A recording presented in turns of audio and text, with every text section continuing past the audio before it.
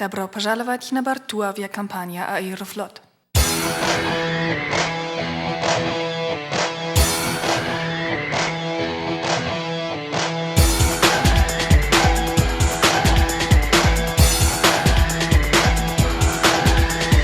Hello and welcome to a meta guide to Bulls. In this series I'm taking a close look at the album Bulls by SPARKS, and I'm tying all of the lyrics into a particular concept, and that's the idea that SPARKS are intentionally trying to break up with their record label by delivering an album that won't sell. They're doing this in order to earn their creative freedom. So without further ado, let's take a listen to today's song, which is Aeroflot. I don't know about you, but I'm sitting pretty. We're flying Aeroflot, vodka on ice, and a hostess who's witty. We're flying Aeroflot, buckle up, daddy-o. Stow your bags overhead or it ain't a go. Buckle up, daddy-o. You never know, do you? So let's start by talking about what Aeroflot is. As you can probably gather, it's a Russian airline, and one with a pretty bad reputation, and deservedly so, because over the years they've lost a staggering 8,321 passengers in airplane crashes, and that is 5 times higher than the next airline on that list of fatalities. So you'd have every reason to be wary of flying Aeroflot. It's not exactly high quality, yet in this song SPARKS present it as the height of luxury. The whole joke of the song is they're taking this cheap airline and they're pretending it's the golden age of luxury travel. They're happy that when you board you get this vodka and ice and the hostess that's witty. So they're saying that Aeroflot is the way to travel. But what has all this got to do with the meta theory that I've been laying out? Well, throughout the album are several references to transportation, and I think that's because the album itself is taking SPARKS on a journey. The destination is their creative freedom. They'll win this if they're able to free themselves from their record deal. So to do that they have to deliver a particular type of album, and that's one that on the surface at least appears to be of a lower quality. So in that sense the vehicle of this album and this song is akin to Aeroflot. It's a low quality airline for what seems like a low quality album. If you think about how this song starts, you've got this nagging 2-note synthesizer riff and these clattery drums, and it's got none of the sophistication that you heard on the albums that preceded it, and certainly the albums that followed. Despite that, it's still a great song because SPARKS seem to be the only band who can aim low but still produce this absolute magic. And here SPARKS are expressing that they're happy with this situation, they're having fun with it.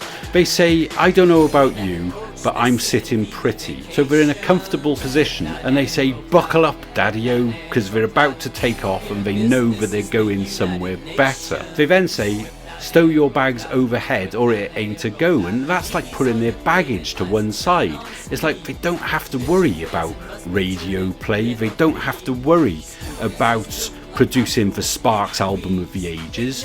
They just need to do something with integrity that will get them released from this record contract. And the core concept of this song is really similar to something that SPARKS revisited years later, because in this song you've got somebody who's having the best time on this plane that should be dangerous and low quality and uncomfortable.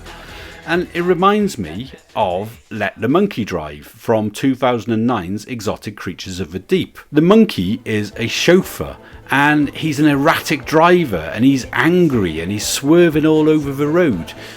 But in the back is a couple and they're having a romantic evening and they're completely ignoring the chaos around them. So maybe this is saying how well SPARKS operate when they choose to ignore the pressure of the outside world. Without changes, just learn from me. He works on some hostility to drivers who might cut him off for style. I think his license has expired. He seems to be a little wild. He has some trouble staying on our side.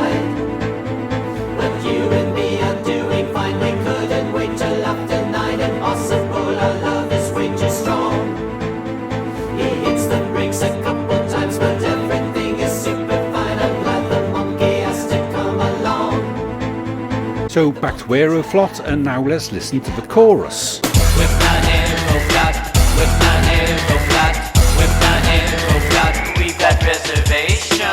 With an Aeroflot, with an Aeroflot, with an Aeroflot, we've got reservation.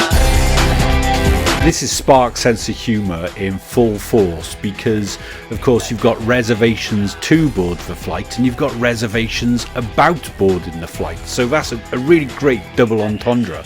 And it also works in the meta sense, because you can say that Sparks have reserved themselves a place where they can do whatever they want when they've got this creative freedom, but they've also got reservations about what they're doing, because like they said at the end of the last verse, you never know, do you? So they're rolling the dice, and it takes real courage. So it would be absolutely fair for them to have reservations about what they're doing, because who else would throw away a record deal? I don't know about you, but I love adventure. With an Aeroflot, with an Aeroflot. On Aeroflot, every flight's an adventure. With an Aeroflot, with an Aeroflot. Stretch on out, daddy-o, we're talking space. Every pilot is an honored big ace. Leningrad, St. Petersburg, in either case. You never know, do you? Now, if you think back to episode 2 of this series, when I was talking about More Than a Sex Machine, I shone a light on the line, I may not be poetic, still phony rhymes with phony, and I was making the case there that they're not allowing themselves to be poetic, and of course phony doesn't rhyme with phony, it rhymes with itself. And that kind of intentionally bad songwriting that I was making the case for is something we see in the opening line of this verse. They say, I don't know about you, but I love adventure. On Aeroflot, every flight's an adventure. So again, they're rhyming the word with itself. They then say, stretch out, daddy-o, we're talking space. And of course, that's the comfort of the airline, but it's also like creative space, because if they don't have this pressure to deliver hit singles, if they don't mind what the outcome of this record is, as long as it's not hugely popular, then they've got all the space to do whatever they want. Then they say every pilot is an honoured MiG ace, and a MiG is a Russian plane. And of course, Sparks, in creative terms, they are ace pilots. They can take the plane wherever they want. It's another reference to Sparks' own genius. They then say Leningrad, St. Petersburg in either case. And of course this is the same city under two names. And when it started out as St. Petersburg, it was known as like a cultural centre for Russia. It had great art, great literature, great architecture. It was known as Venice of the North. But then it became Leningrad, and at that point the art changed because it became government controlled. From that point, all art had to be an expression of the socialist ideal. So it was statues of great leaders and talk of Russian heroics and everything promoting this socialist ideal. And that can be compared to the situation that Sparks were in, because this album is being made to the record label's remit. They're being instructed on the type of art that they're making, and that's dance pop records. But Sparks here are saying that they really don't mind, because they're saying Leningrad, St. Petersburg in either case. They're really not bothered. And of course, great art did come out of Leningrad, and Sparks know they're going somewhere better, so as long as they're happy with this album, who cares? Way back in coach, they're singing Viva Vacation. With an Aeroflot, with an Aeroflot. Up here in business is the United Nations. With an Aeroflot, with an Aeroflot. Bellinis on your plate and Eisenstein on screen. Richard Branson must be turning red or green. Stewardesses look like high school beauty queens. They never say yes, service supreme, supreme. So, way back in coach they're singing Viva Vacation, and this fits the narrative I've been laying out of them not having pressure to deliver, them just being happy to do what they do. But then up here in business it's the United Nations, and that's a kind of negotiation and business deal. That's something we see on a few songs on the album. And of course Sparks are negotiating with the record label. It's almost like they're playing a game of poker with the record label. They then say Bellini's on your plate, which is, food, and elsewhere they've used the metaphor of eating as money, not least on La Dolce Vita. And then Eisenstein on screen, and he's a great Russian film director, so that's the culture that they're also bringing to this album. It's the intellect that might not be apparent on the surface, but is all over this album. Then they say Richard Branson must be turning red or green, and the joke here is that Richard Branson owns Virgin Airlines, so he must be jealous or angry about it. But he also owns Virgin Records, and that's the label that signed Sparks for Number One in Heaven.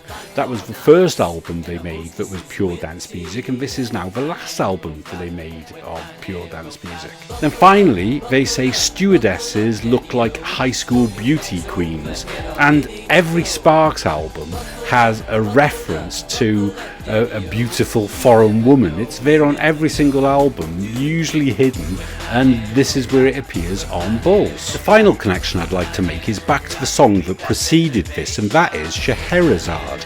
Now, Scheherazade and the 1001 Nights were massively influential on Russian culture, and in fact there was a famous symphonic suite by Nikolai Rimsky-Korsakov called Scheherazade and based on the 1001 Nights, and he was a tutor of Igor Stravinsky, and Sparks have made it plain how influential Stravinsky is on their music. So that, I think, is a clue to how Sparks work, because they make the song Scheherazade and they need to take this idea somewhere new, so they take it to Russia, but not another part of Russian culture, but a cheap budget dangerous airline from Russia. So the way these guys work in songwriting is really something completely different to everybody else. And that brings us to the end now, and thank you everybody for watching once again. I hope you've enjoyed this. If so, then please like and subscribe, and I've loved hearing your comments so far. It's really encouraging what you've all got to say, so thank you very much, and I'll catch you soon with the fantastic Calm Before the Storm. Thank you, goodbye. Thank you for flying Aeroflot.